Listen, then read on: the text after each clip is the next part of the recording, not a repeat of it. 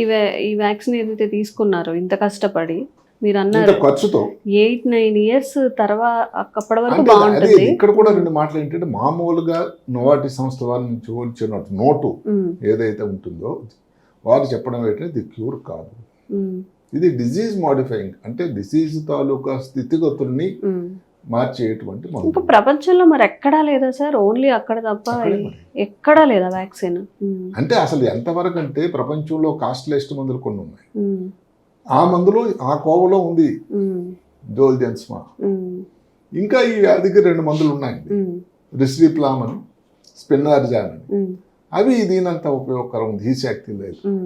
అది కూడా ఏమిటంటే ఏదో అలా మందులు వాడుతూ. మళ్ళీ ఇంకొకటి ఏమిటి, ఇది ఒకే ఒక ఇంజెక్షన్, ఒక్కటే ఒక ఇంజెక్షన్, అవి జీవితాంతం వాడాల్సిన మందులు. ఓకే. సరే వాడే ముందు చాలా మంది అడుగుతున్న ప్రశ్న ఏంటంటే ఎక్కడ ఇవ్వగలం, ఏ హాస్పిటల్లో సౌకర్యాలు ఉండే దగ్గర, ఎక్కడన్నా చిన్నపిల్లల నిపుణులు పిడియాట్రిషియన్స్ అంటామో అక్కడ ఉండి కొంచెం మంచి సౌకర్యం ఉంటే ఏ హాస్పిటల్లో ఇవ్వచ్చు నా ప్రకారం. ఓకే.